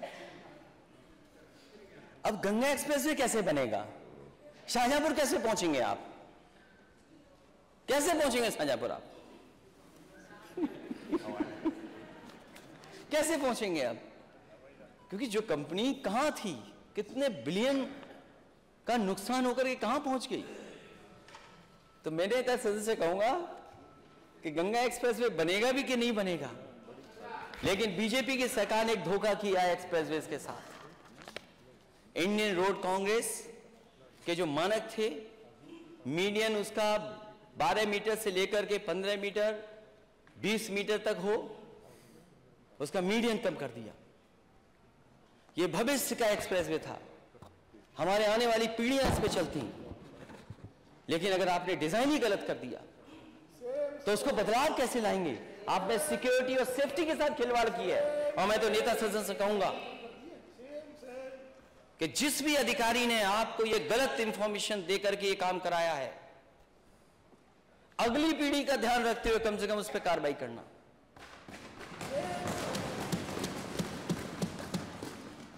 और फिर आपको दिल्ली वाले पैसा क्यों नहीं दे रहे हैं एक्सप्रेसवे के लिए। अभी दिल्ली से मुंबई एक्सप्रेसवे हो रहा है, मैंने पिछली बार भी सदन में कहा था, फिर कहता हूं बात को। यूपी की जनता ने दिल्ली में बीजेपी की सरकार बनाई, देश के प्रधानमंत्री यहां के, लेकिन एक्सप्रेसवे के लिए पैसा क्यों नहीं मिल रहा दिल्ली से और स्टेटों को क्यों मिल रहा है। 1 लाख करोड़ का दिल्ली से मुंबई एक्सप्रेसवे, लेकिन आपके स्टेट के लिए एक भी एक्सप्रेसवे के लिए पैसा नहीं। और जब आपके लिए पैसा नहीं तो आप भी नहीं दे पाएंगे पैसा। वित्त मंत्री जी आप ही मांग लो, अगर नेता सदन नहीं मांग रहे हैं तो पैसा लाइए आप। और यूपी को जोड़ ही नहीं रहे उससे। यूपी नहीं जुड़ा है देश के सबसे बड़े एक्सप्रेसवे से, कम से कम यूपी को जुड़वाइए आप।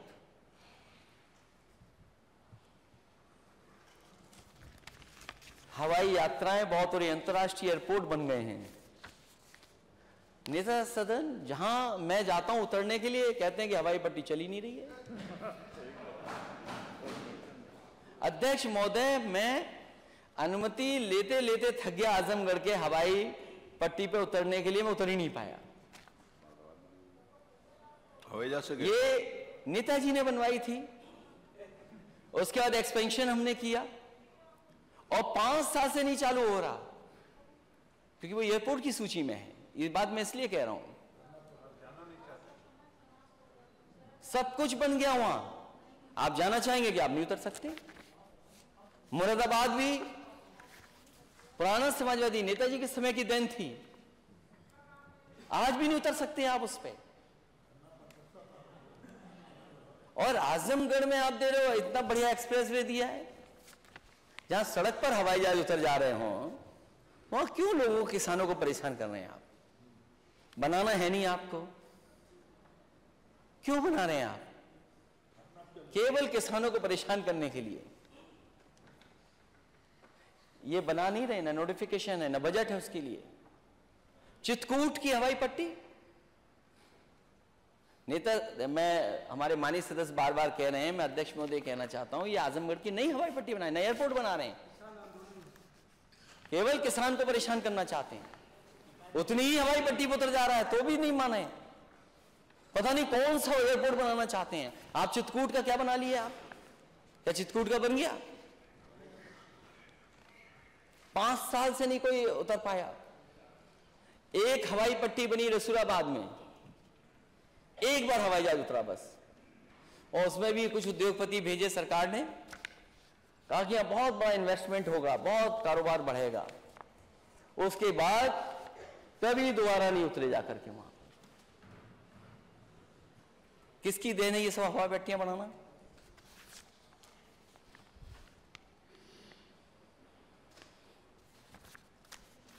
और आप तो अंतर्राष्ट्रीय एयरपोर्ट, दूसरे एयरपोर्ट के बारे में भी, जेवर बहुजन समाज पार्टी, जेवर भी आपका था,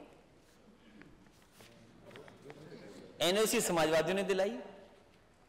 समाजवादी पार्टी की सरकार में हम दूसरी चाहते थे, एक और एनओसी मिल जाए हिरनगांव में, लेकिन बीजेपी की सरकार दिल्ली में थी, उन्होंने एनओसी नहीं लेने दिया, हमें एनओसी नहीं लेने दिया, दिया नहीं एनओसी। आपने भेदभाव किया उस समय, अगर भेदभाव न किया होता तो एक और आगरा को एयरपोर्ट बन गया होता, मिल गया होता। कानून व्यवस्था पर जीरो टॉलरेंस,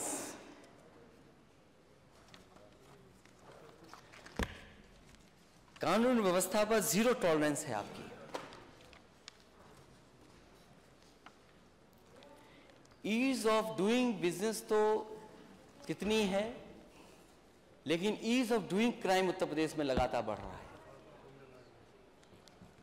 जो घटना अभी हुई हाल में, अगर एडमिनिस्ट्रेशन जागरूक होता और एडमिनिस्ट्रेशन अगर न्याय देता और न्याय के लिए काम करता, तो शायद मां बेटी को इस तरह जलाया नहीं जाता। कोई कल्पना कर सकता है कि सरकार $1 ट्रिलियन की इकोनॉमी का सपना देखे और उसी प्रदेश में मां बेटी को जला दिया गया और प्रशासन भाग गया हो, जिस प्रशासन की जिम्मेदारी थी बचाने की, जो अधिकारी मौके पे थे, आखिरकार प्रशासन भाग गया, बुलडोजर चला दिया, मां बेटी जलती रही। न केवल गांव के लोगों ने बल्कि आसपास के लोगों ने, और उस बुजुर्ग पिता ने, पति ने अपने सामने बेटी और पत्नी को जलते देखा। ये सरकार है आपकी, ये वो काम है बुलडोजर का। याद रखिए, बुलडोजर में दिमाग नहीं होता, वो कैसे देखेगा कहां जाना है उसको। चलाने वाले ने, किसने फैसला लिया था कि जाओ चला दो, और फिर वो एक और वीडियो वायरल हुआ है, नेता सदन आपकी पुलिस ने उस बेटे को नंगा किया, बताइए, सर्दी में नंगा कर दिया। कोई कल्पना कर सकता है कि मां बेटी जल रही हो, प्रशासन भाग जाए और प्रशासन से न्याय मांगने जाए तो उसे कपड़े उतरवा दिए जाए सर्दी में?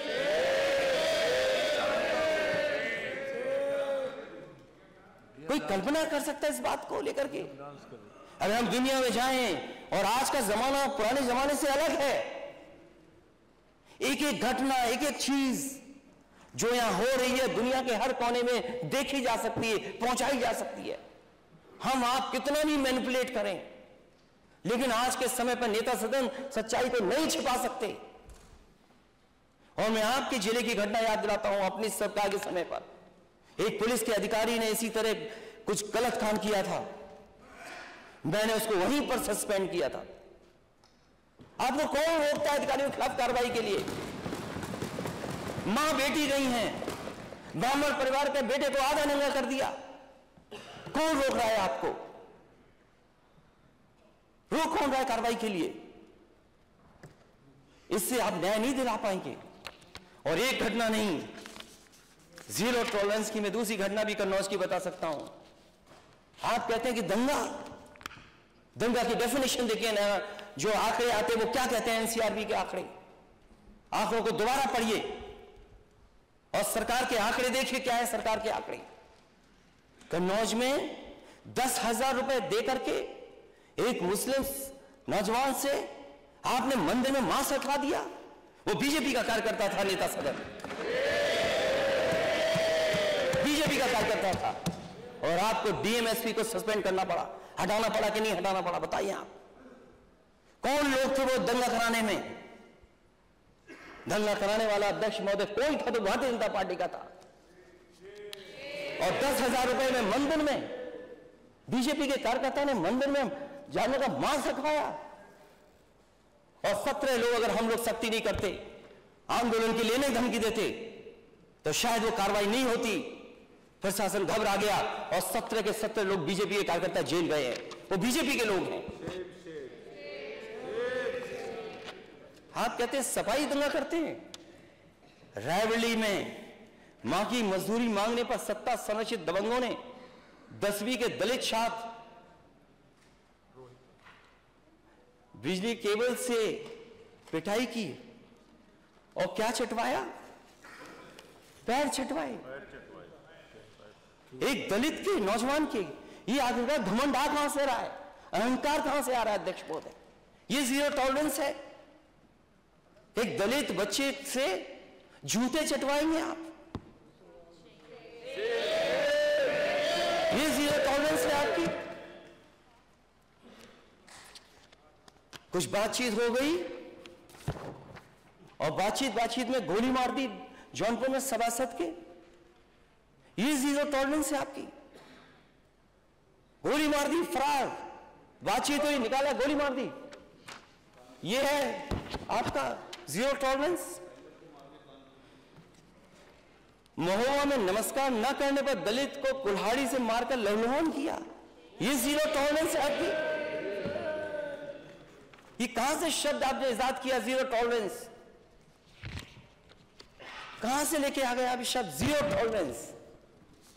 बाराबंकी में लेखपाल के उत्पीड़न के चलते कानून गो को मुंशी आत्महत्या, इलाज ही नहीं, वो आत्महत्या करनी पड़ी। न्याय के लिए सोचें आप। यही बाराबंकी जो मुख्यमंत्री आवास से 70 किलोमीटर दूर ये घटना हुई। ये है जीरो टॉलरेंस। कहां खो गया आपका बुलडोजर?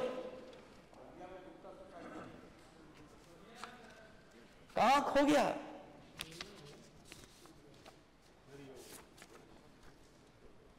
और बलिया में मैं गया था, उस व्यापारी परिवार से मिला था मैं। कौन लोग हैं सूदखोरी कर रहे हैं वहां पर?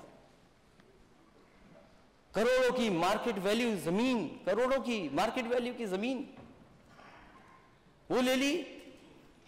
उसके बाद भी संतुष्ट नहीं हुए वो, धमकाते रहे और लाइव उसने आत्महत्या कर ली, लाइव। इससे ज्यादा दुखद क्या है? और नेता सदन आप जानकारी करिए, क्या बीजेपी के लोग उसमें शामिल हैं कि नहीं हैं? अगर जीरो टॉलरेंस है तो बीजेपी के नेताओं को आप जेल भेजेंगे कि नहीं भेजेंगे? और बीजेपी के कार्यकर्ता नेता जो कर रहे हैं,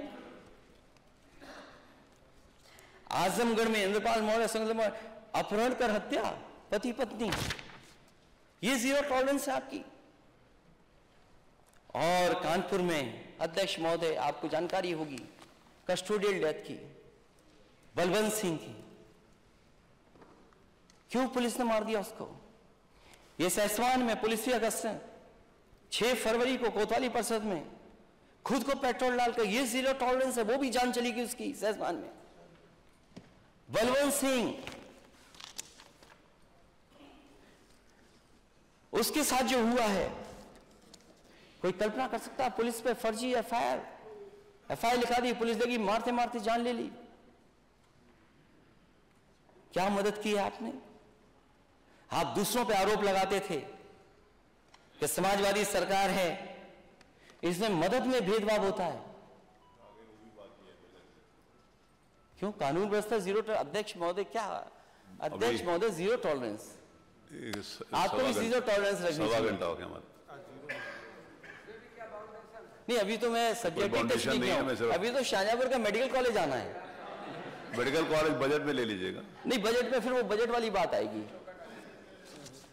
तो ठीक है अध्यक्ष महोदय, अब चाहते हैं कि मैं खत्म कर दूं, हालांकि मुझे भी लगता है मैंने समय गवर्नर से ज्यादा ले लिया, गवर्नर साहब से ज्यादा ले लिया है, इतना नहीं लेना। आपकी इच्छा है, मैं आपसे सिर्फ रिक्वेस्ट कर सकता हूँ, आपकी आगे इच्छा मैं आपसे रिक्वेस्ट कर सकता हूँ, समय सिर्फ याद दिला रहा हूँ, बाकी आपकी मर्जी है। तो बलवंत सिंह, उसकी पत्नी को सरकार ने भरोसा दिलाया कि सरकारी नौकरी दी जाएगी। वहां के परिवार के सदस्यों ने मांग की थी कि 1 करोड़ की मदद होगी। नेता सदन भारतीय जनता पार्टी का कोई नेता ऐसा नहीं जिसने जनता में यह भाषण न दिया हो कि समाजवादी सरकार में मदद में भी भेदभाव होता था। मैं आपसे कहता हूं, बलवंत सिंह की मदद कीजिए, आप उसके परिवार की मदद कीजिए। आप, कोई भेदभाव नहीं है, और जितनी भी कस्टोडियल डेथ हुई उनकी मदद कीजिए। आप 1 करोड़ दीजिए उसको। क्यों नहीं दे रहे हैं आप उसके परिवार को? क्योंकि वो कानपुर का रहने वाला है, इसलिए नहीं दे रहे हैं आप? सरकारी नौकरी आप उसकी पत्नी को वादा करके आए आपके नेता, सरकारी नौकरी नहीं देंगे आप? कन्नौज में भी एक परिवार है, उसको भी सरकारी नौकरी का वादा किया, उसको कब सरकारी नौकरी देंगे आप? अगर और घटनाओं में आप चुनाव के करीब सरकारी नौकरी दे सकते हैं तो फिर इसमें नौकरी क्यों नहीं दे रहे हैं आप? क्योंकि जीरो टॉलरेंस पे फिर मैं बात करूंगा, बहुत लंबी सूची है। क्योंकि अगर नेता सदन को भी जवाब देना है, उस समय भी मैं जब मौका मिलेगा तो मैं बोलूंगा। जिस सरकार के पास परमानेंट डीजीपी ही नहीं है,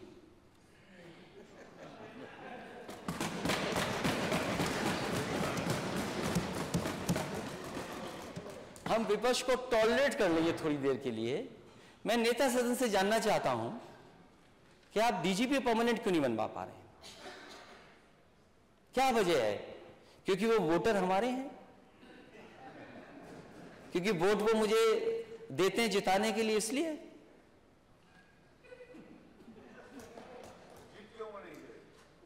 अभी पता नहीं लगा कितने वोट से जीते।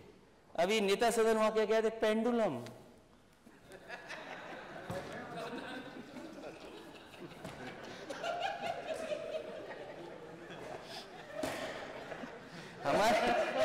हमारे नेता सदन फिजिक्स भी जानते हैं।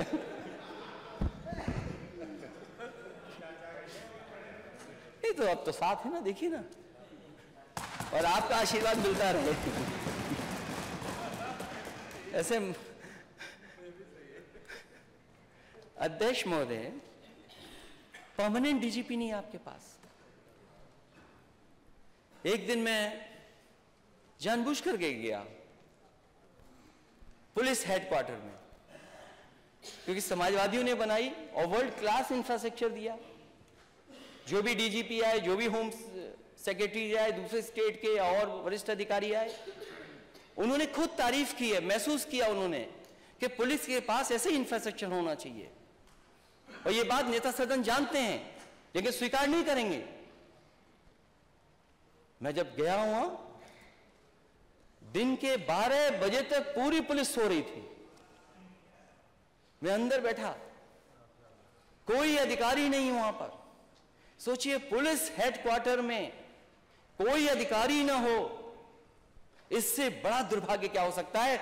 जो स्टेट जीरो टॉलरेंस है आपकी, और वो भी टेम्परेरी डीजीपी, टेम्परेरी, जिसका नाम नहीं लिखा जाएगा।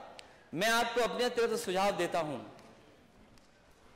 एक हमारे भी समय पर थे जो आपने किसी पद पर बैठाया था, वो इंटेलिजेंस के अधिकारी थे, न जाने क्या क्या बताते थे आके। इसलिए इन लोगों से बचना, इन लोगों से बचिए आप। और जो नेता सदन, मुख्यमंत्री जी, आप अपना परमानेंट डीजीपी नहीं बना सकते, वो स्टेट को लॉ एंड ऑर्डर नहीं दे सकता, नहीं दे सकता लॉ एंड ऑर्डर। और वो एनसीआरबी के आंकड़े देख लीजिए, महिलाओं के खिलाफ क्या है घटनाएं हैं। मैं अगर पढ़ दूं तो बहुत समय लग जाएगा अध्यक्ष महोदय। कितनी घटनाएं हुई महिलाओं के ऊपर, घटनाओं में उत्तर प्रदेश नंबर 1 है, नंबर 1।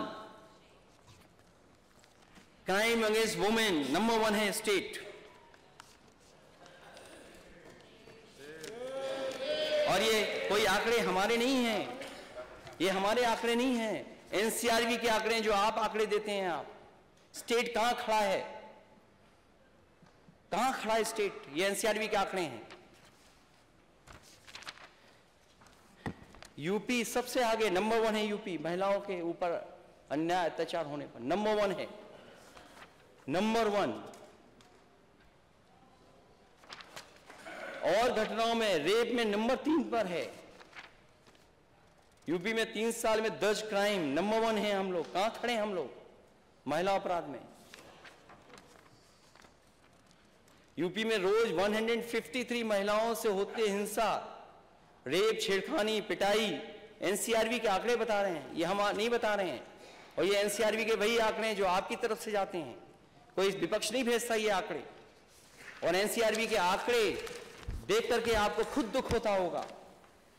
और जिस सरकार के पास टेम्परेरी डीजीपी हो, परमानेंट नहीं है डीजीपी, हमारी सरकार होती, समाजवादियों की सरकार होती थी, तो गवर्नर हाउस से हर दिन नोटिस आता था, प्रेस में बात कही जाती थी, माननीय गवर्नर कुछ नहीं कह रहे। अब तो कुछ नहीं कहा जा रहा है। गवर्नर के ऊपर आपके विधानसभा में गवर्नर के ऊपर कोई अच्छा नहीं कहेंगे, इंगित करके नहीं कहा जा सकता।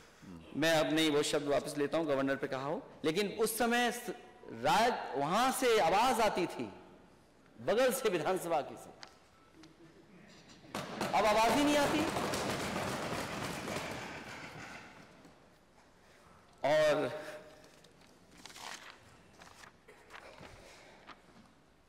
मेडिकल कॉलेज शाहजहांपुर का, मंच पे आप भी थे, उस समय के स्वास्थ्य मंत्री वो भी थे।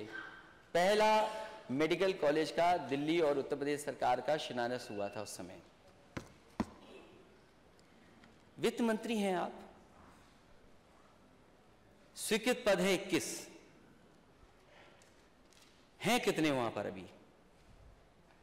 असिस्टेंट प्रोफेसर स्वीकृत पद कितने हैं कहां, कितने हैं वहां पर? एडिशनल प्रोफेसर स्वीकृत पद कितने हैं कितने वहां पर? Junior resident, tutor, PG, non PG स्वीकृत पद 72 और हैं कितने? 60। प्रोफेसर 21 हैं कितने? 9। असिस्टेंट प्रोफेसर 31 हैं कितने? 6। एडिशनल प्रोफेसर 33 हैं कितने? सीनियर रेजिडेंट 36, 18 हैं।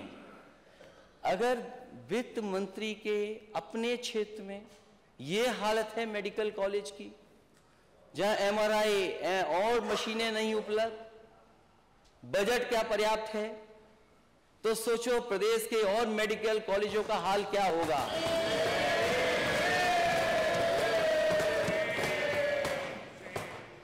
नेता सदन के क्षेत्र में 500 बेड सुपर स्पेशलिटी बच्चों का, 200 बेड्स उसके लिए बजट, और जो टीचर्स प्रोफेसर्स की पुरानी मांग रही कि उनको सुविधाएं मिलनी चाहिए पीजीआई जैसी, आप कितने मेडिकल कॉलेजेस को दे रहे हैं? और फिर जब इन्वेस्टमेंट लाना चाहते हैं तो कंपनियों के घर पे जाकर क्या बोलें, उनके स्वागत में न जाने क्या क्या करते हैं ये लोग जाकर के। और मुझे याद है सुपर स्पेशलिटी हॉस्पिटल के लिए शाहपुर जी, पालन जी, देश की one of the best company है कंस्ट्रक्शन, मेडिकल कॉलेज के एक सुपर स्पेशलिटी हॉस्पिटल बना रही थी। उस कंपनी का 1 साल बजट नहीं, 2 साल नहीं, 3 साल बजट ही नहीं दिया, वो कंपनी भाग गई। मैंने पूछा आखिरकार कंपनी क्यों चली गई थी? शाहपुर पालन जी कौन कंपनी है? आपने बजट नहीं दिया। आप ठेके में सेटिंग कराते हैं कि अपने लोगों को ठेका दिया जाएगा।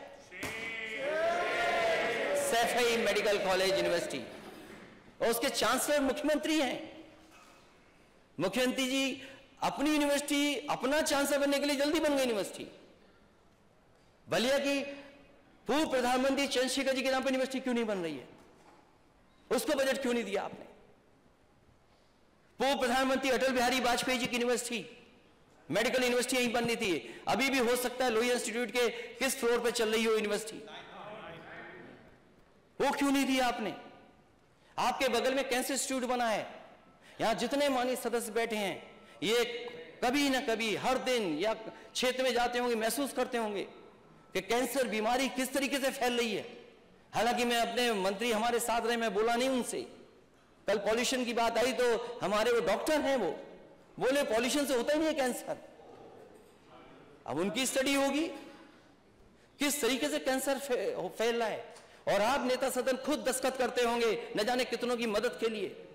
बताओ कैंसर बीमारी में सबसे ज्यादा पैसे आप दे रहे हैं कि नहीं दे रहे हैं? और यहां जो कैंसर इंस्टीट्यूट बनी थी उस पर नाम तो आपने बदल दिया, हमें कोई शिकायत नहीं उस पर। कल्याण सिंह जी के नाम पर बनाई आपने यूनिवर्सिटी, वो कैंसर इंस्टीट्यूट कर दिया। लेकिन क्यों उसके लिए आज तक कोई पैसा नहीं दे रहे हैं आप? बजट क्यों नहीं दे रहे हैं आप? कैंसर इंस्टीट्यूट के लिए नहीं, वही माननीय सदस्य जितने बैठे हैं वो लोग उनके क्षेत्र में हैं कैंसर से पीड़ित के नहीं है। कहां जाते हैं इलाज के लिए? सोचिए, मुंबई जाते हैं इलाज के लिए, दिल्ली जाते हैं इलाज के लिए। और ये ऐसी बीमारी है, गंभीर बीमारी है कि पता नहीं किसको ले जाए और कब आ जाए, कौन गरीब को आ जाए, किसको आ जाए। ये हमारे मंत्रियों की गलती नहीं है। ये काम करना चाहते हैं मंत्री, हमारे डिप्टी सीएम काम करना चाहते हैं, लेकिन बजट ही नहीं देते ये लोग। नेता सदन बजट क्यों नहीं दे रहे हैं आप? और मैं इसलिए कह रहा हूं ये बात, रसूलाबाद का एक बार मैंने वीडियो लगा दिया, फोटो तस्वीर लगा दी, मंत्री जी ने 1 घंटे में सब साफ करा दिया, सफाई हो गई, वहां सब कुछ हो गया। वो तो काम करना चाहते हैं, लेकिन बजट क्यों नहीं दे रहे हैं ये लोग? मेडिकल कॉलेज की स्थिति क्या है? आज गरीब इलाज नहीं करा पा रहा है, ऑपरेशन नहीं करा पा रहा है। पीजीआई की खबर आपने पढ़ी होगी, जीरो टॉलरेंस क्यों नहीं है आपका मेडिकल के क्षेत्र में? 4 दिन भटकती रही महिला, बाद में जान चली गई। आपने जो वेंटिलेटर्स दिए, वेंटिलेटर्स नहीं है, सब कूड़ा करकट हो गया है। क्या कैपेसिटी बिल्डिंग कर रहे हैं आप? $5 ट्रिलियन की इकोनॉमी का सपना देख रहे हैं, मेडिकल व्यवस्था ध्वस्त है आपकी, किसी गरीब को इलाज नहीं मिल सकता।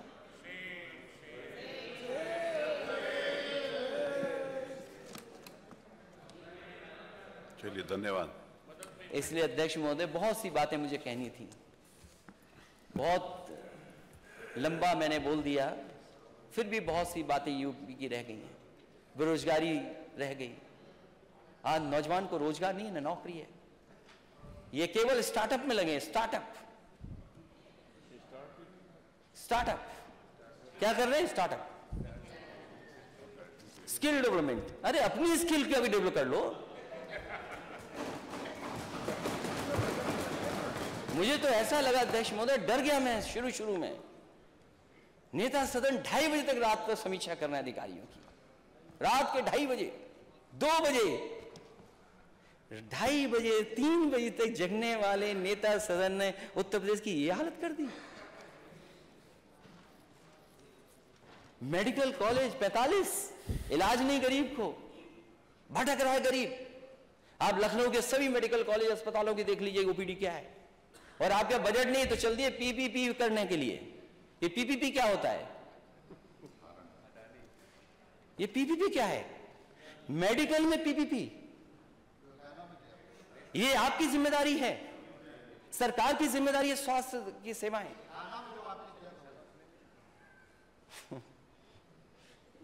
नेता सदन, मैं आपके खेल के बारे में नहीं कुछ बोलना चाहता। देखिए एक आना याद आ रहा उनको, फिर हो जाए मैच एक दिन एकाना में ही क्रिकेट का। नेता सदन देखें कितने टप्पे के बाद बॉल पे बैट मारते हैं। और मैं आपको बता दूं, नेता सदन जितनी बॉल फेंकोगे उतने छक्के मारूंगा मैं। इसलिए मुझे विश्वास है कि यदि श्री राज्यपाल महोदय भाजपा रचित पुस्तक को पढ़ने की बजाय अपने स्वयं के उद्गारों को व्यक्त करती तो वह अवश्य तथ्यात्मक भाषण होता और वे जानकारी हितकारी सिद्ध होता। लेकिन क्योंकि सरकार ने जो कट और पेश किया वही गवर्नर बोल के सदन में गई हैं। मैं समझता हूं जो हम लोगों ने सुझाव दिए हैं और विपक्ष के लोगों ने जो सुझाव दिए उनको शामिल कर दिया जाए। मैं अध्यक्ष जी का बहुत बहुत धन्यवाद देना चाहता हूं।